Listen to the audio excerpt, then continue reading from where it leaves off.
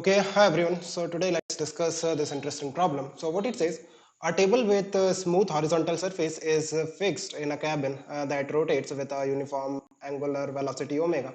In the circular path of radius capital R, a smooth groove AB of length L, which is less than R, is made on the surface of the table.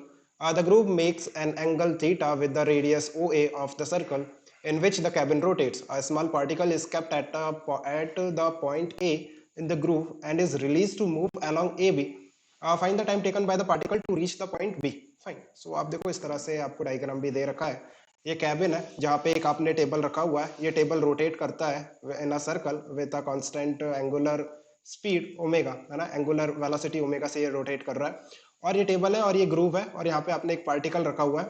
सो ये बताना कि कितने time में ये जो आपका particle है ये ए बी जो ग्रूव है ना, ये लेंथ है एल, इसे क्रॉस कर लेगा.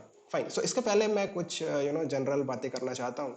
आप देखो जैसे ये टेबल रखा हुआ है ना, ये टेबल है, सर्कुलर टेबल है, और यहाँ पर आपने at a distance small r पे एक पार्टिकल रख दिया, है ना, एक बॉल रख दिया. And the coefficient of friction between the table and the ball is zero. मतलब ये जो टेबल है आपका हॉरिजॉन्टल टेबल, ये पूरा स्मूथ है, कोई फ्रिक्शन नहीं. और ये टेबल स्टार्ट करता है रोटेट करना with some angular speed omega, omega से रोटेट करना स्टार्ट करता है. तो what will happen to this ball? क्या ये बॉल बाहर की तरफ जाएगी या फिर स्टेशनरी रहेगी? मीन्स इस बॉल का मोशन क्या होगा? अगर आप ग्राउंड से इस बॉल को देखो, then what will be the motion of this ball? क्या इस पे सेंट्रीफ्यूगल फोर्स लगेगा? क्या इसमें सेंट्रीपिटल फोर्स लगेगा?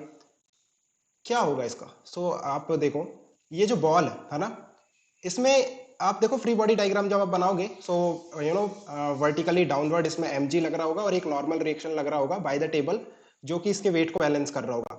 इसके अलावा there is no contact, there is no relation between the ball and the table, right. Horizontal direction में टेबल इस बॉल पे कोई फोर्स नहीं लगा सकती. So what does that mean? कि आपको कोई सेंट्रीपिटल और सेंट्रीफ्यूगल फोर्स की बात नहीं आएगी. वैसे सेंट्रीफ्यूगल फोर्स की बात हम नहीं करेंगे ग्राउंड के फ्रेम से, हम जैसे सेंट्रीपिटल फोर्स की बात करें सो वो प्रोवाइड नहीं होगा. सो बॉल जिस पोजीशन में है उसी पोजीशन में रहेगी, स्टेशनरी रहेगी. आप ग्राउंड से देखोगे तो टेबल रोटेट करेगा और बॉल अपनी पोजीशन पे स्टेशनरी रहेगी. नाउ यू में से कि सर जब हम टेबल से फ्री बॉडी डायग्राम बनाएंगे, राइट, सो इसमें एक सेंट्रीफ्यूगल फोर्स लगेगा जो बॉल को बाहर की तरफ ले जाएगा. सो आप देखो जैसे आपने यहाँ से फोर्स जब ग्राउंड से फ्री बॉडी डायग्राम बनाए तो F is equal to m a लिखा, कोई दिक्कत नहीं था, राइट. आपने ग्राउंड के फ्रेम से नेट फोर्स और ग्राउंड के फ्रेम से नेट एक्सेलरेशन लिखा इस बॉल का जो आपको दिख रहा था. अब आप एक काम करो, टेबल के फ्रेम में जाके फ्री बॉडी डायग्राम बनाओ. ओके, ये आपका बॉल है, आर डिस्टेंस पे रखा हुआ है और ये आप टेबल के फ्रेम में चले गए, आप रोटेट कर रहे हो टेबल के साथ with N angular speed omega. Now आप ये जो बॉल है इसका फ्री बॉडी डायग्राम बनाते हो तो वर्टिकल डायरेक्शन के forces for the time being हम अवॉइड करते हैं, वो आपस में कैंसिल हो जाएंगे, एमजी और नॉर्मल रिएक्शन. बात करते हैं सेंट्रीफ्यूगल फोर्स की. बिकॉज आप नॉन इनर्शियल फ्रेम में हो तो आप एक सेंट्रीफ्यूगल फोर्स दिखाओगे m into omega square into small r, right, बाहर की तरफ. सो ये फोर्स है. सो क्या ये फोर्स, सेंट्रीफ्यूगल फोर्स, इस बॉल को बाहर की तरफ ले जाएगा? आपको देखो क्या लिखना है, F is equal to m a, आपके फ्रेम से फोर्स और आपके फ्रेम से एक्सेलरेशन. अब देखो ये बॉल अगर ग्राउंड के फ्रेम से स्टेशनरी रहती है और आप ग्राउंड के फ्रेम से रोटेट कर रहे हो, आपका जो एंगुलर स्पीड होगा वो सेम होगा जो इस टेबल का है, because you are at rest with the table, with the frame of reference of the table. Table के फ्रेम से आप रेस्ट में हो. इसका मतलब आपका एक एक्सेलरेशन है इस डायरेक्शन में, omega square into r, right. Table के सेंटर की तरफ आपका एक्सेलरेशन होगा ओमेगा स्क्वायर इंटू आर. और बॉल अगर रेस्ट में है सो आपको बॉल का कितना एक्सेलरेशन दिखेगा? आप इसको ऐसा समझो कि ये ऑब्जर्वर है और ये स्टेशनरी ऑब्जेक्ट है. अगर जो ऑब्जर्वर है इस डायरेक्शन में मूव कर रहा है विद एन एक्सेलरेशन ए, सो उसको क्या दिखेगा? क्योंकि ऑब्जर्वर अगर किसी चीज को ऑब्जर्व करता है तो अपने आप को रेस्ट में रखता है, तो उसे ऐसा लगेगा कि ये जो ब्लॉक है जो रेस्ट में वो एक्चुअली ए से उसकी तरफ आ रहा है. सो सेम जब आप आपका एक्सेलरेशन रेडियल डायरेक्शन में ओमेगा स्क्वायर आर है और ये जो बॉल है ये रेस्ट में, सो आपको ऐसा लगेगा कि ये जो बॉल है इसका एक्सेलरेशन बाहर की तरफ ओमेगा स्क्वायर इंटू आर. सो जब आप टेबल के फ्रेम से फ्री बॉडी डायग्राम बना रहे हो तो आपका फोर्स कितना है? Radially outward m into omega square into r. Is equal to mass into acceleration, क्या दिख रहा है आपको बॉल का, ओमेगा स्क्वायर इंटू आर। ये एक्सेलरेशन क्यों दिख रहा है बॉल का, क्योंकि बॉल रेस्ट में है और आप मूव कर रहे हो, राइट। सो बॉल अभी भी रेस्ट में है, बट आपकी इक्वेशन अभी भी वैलिड है। आपने सेंट्रीफ्यूगल फोर्स भी लिख दिया और बॉल का मास इंटू एक्सेलरेशन भी लिख दिया। सो आपको जिस भी फ्रेम से फ्री बॉडी डायग्राम बनाना है, you are free to choose any frame, but आपको उस फ्रेम से फोर्स लिखना है, उसी फ्रेम से एक्सेलरेशन लिखना है, राइट। सो आपको एक्चुअल में ये फ्रेम से बॉल एक्सेलरेट करती हुई दिखाई देगी ओमेगा स्क्वायर इंटू आर से, बट एक्चुअल में ये ग्राउंड के फ्रेम से रेस्ट में है और आप खुद एक्सेलरेट कर रहे हो, इसलिए बॉल का एक्सेलरेशन दिख रहा है। फाइन। सो आप देखो, वापस क्वेश्चन पे चलते हैं। हम अच्छे से फ्री बॉडी डायग्राम बनाते हैं। ये आपका बॉल था, राइट, यहाँ पे रखा हुआ था, और मैं ये फ्री बॉडी डायग्राम बनाऊंगा टेबल के फ्रेम से। टेबल में खड़ा होकर इसका फ्री बॉडी डायग्राम बना रहा हूँ, समथिंग लाइक दिस। इस ग्रुप में खड़े हो जाते हैं, यहाँ पे खड़े होके, और अब फ्री बॉडी डायग्राम बना रहा हूँ। अब मैं टेबल के फ्रेम से क्यों बना रहा हूँ, देखो टेबल के फ्रेम से आपको इसका मोशन लीनियर दिखेगा, और अगर आप ग्राउंड से बनाओगे तो ये रोटेट भी कर रही है टेबल, और फर्दर ये जो बॉल है ये मूव करेगा इस ग्रूव में, तो बहुत अजीब सा मोशन हो जाएगा, हमें एनालाइज करने में दिक्कत जाएगी। बट टेबल के फ्रेम से it's a linear motion, easy to understand. So अब फ्री बॉडी डायग्राम बनाते हैं। वर्टिकल डायरेक्शन में अगेन मैं फोर्सेस नहीं दिखाऊंगा, अंडरस्टूड है, राइट। mg कैंसिल हो जाएगा नॉर्मल के साथ। आप देखो और क्या क्या फोर्सेस लगेंगे। अब तो सेंट्रीफ्यूगल फोर्स दिखाना पड़ेगा, कितना, बाहर की तरफ। ओके, सो देखो ग्रूव की तरफ नहीं, रेडियली आउटवर्ड इस डायरेक्शन में आएगा m into omega square into r, right. और क्या आएगा, और क्या फोर्स आएगा, बस एक ही फोर्स लगेगा, राइट। अब देखो ये आपने फ्री बॉडी डायग्राम बनाया है ना, सो ये एंगल कितना है, ये एंगल है आपका theta.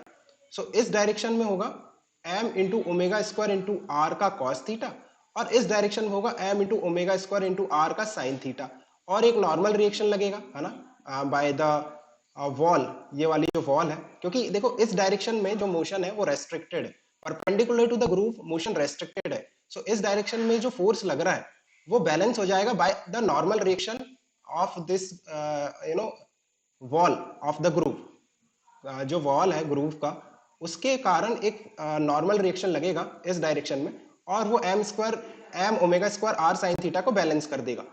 But m omega square i r into cos theta जो है, ये आपका जो फोर्स है ये अनबैलेंस है ना, तो आपको इस डायरेक्शन में इसका एक्सेलरेशन दिखेगा, और कितना एक्सेलरेशन दिखेगा, omega square r into cos theta, this is the value of acceleration.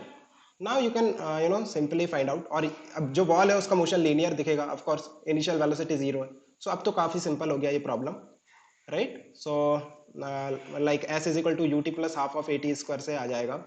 सो देखो s कितना है, l is equal to initial velocity 0 half into acceleration is omega square r into cos theta और t square. So यहाँ से T निकाल लेना। By the way आप देखो हमने जो सेंट्रीफ्यूगल फोर्स लिया वो कांस्टेंट लिया है ना, m omega square into capital r पूरे डिस्टेंस में, बिकॉज क्या दे रखा है कि जो एल है वो लेस देन आर है। सो आप जब किसी पोजीशन पे होगे भी, लेट्स से आप किसी मिडिल में हो ग्रूव के, तो आपका जो रेडियल डायरेक्शन है ये वाला, वो क्या होगा, r plus something into x, right. X का कॉस थीटा भी अगर हम कंसीडर करते हैं, सो आप देखो वो अप्रोक्सीमेटली इक्वल टू आर आएगा, बिकॉज आर बहुत बड़ा है ना। सो ये जो टनल है या फिर ये जो ग्रूव है उसका जो लेंथ है वो मैटर नहीं करेगा अल्टीमेटली, जब तक आपका बॉल इस ग्रूव के अंदर है।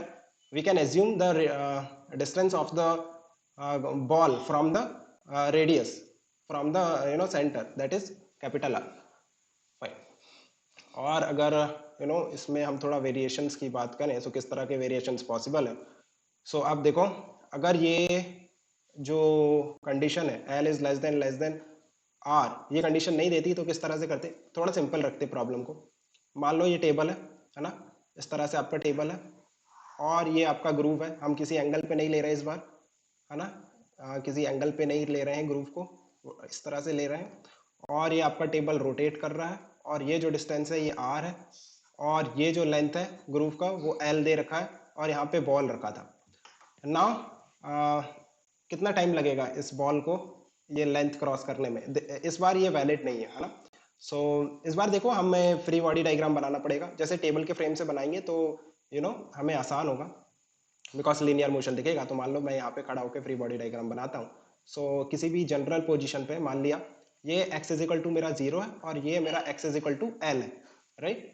अब मैं यहाँ पे जब फ्री बॉडी डायग्राम बनाऊंगा तो देखो जो रेडियली आउटवर्ड डायरेक्शन है वहां पे m into omega square into r plus x ये फोर्स दिखेगा। ये डिस्टेंस कितना है r प्लस एक्स, है ना। x डिस्टेंस पे मैं जब फ्री बॉडी डायग्राम बना रहा हूँ इस बॉल का, सो इतना फोर्स दिखेगा। और बाकी जो इसके परपेंडिकुलर फोर्सेस हैं वो आपस में बैलेंस हो जाएंगे, क्योंकि इस डायरेक्शन में perpendicular to this groove motion possible नहीं है। और रेडियली आउटवर्ड डायरेक्शन में एक ही फोर्स है, that is centrifugal force. So acceleration कितना आएगा इसका, omega square into r plus x, ये एक्सेलरेशन आ गया। अब क्या लिखेंगे एक्सेलरेशन को, v d v by d x, right. D v by d t लिखोगे तो फिर वी एक्स और टी तीन वेरिएबल हो जाएंगे और फिर इंटीग्रेट करना पॉसिबल नहीं होगा। तो v d v by d x लिखो omega square into r plus x, right. So यहाँ से देखो v d v is equal to omega square r plus x into d x आ गया, और इसे हम इंटीग्रेट कर लेते हैं। So v square upon two that should be equal to omega square r x plus x square by two. कहाँ से कहाँ तक इंटीग्रेट करना है, लिमिट ले लो। x इज इक्वल टू 0 पे इनिशियल वेलोसिटी 0, और किसी x पे हम मान लेते हैं कि जो स्पीड है वो v है, ठीक है। सो यहाँ से वी स्क्वायर बाई टू निकाल लो, कितना आ रहा है omega square r x plus x square by two, right. हमें तो x as a function of time चाहिए ना, तो आप एक काम करो यहाँ से इसको इस तरह से v निकाल लो और v को फिर D x by d T लिख लो। अगेन इंटीग्रेट कर लेना, थोड़ा कॉम्प्लिकेटेड सा इंटीग्रेशन दिख रहा है मुझे, है ना। क्या करना है, एक्स वाले टर्म एक साथ लिखना, ये वाला जो टर्म है इसको यहाँ डिवाइड में पहुंचाना और is equal to d t, और इंटीग्रेट कर लेना अगर हो सके तो। कहाँ से कहाँ तक, जीरो से लेकर के आपका एक्स जीरो है और एल हो जाएगा टी पे।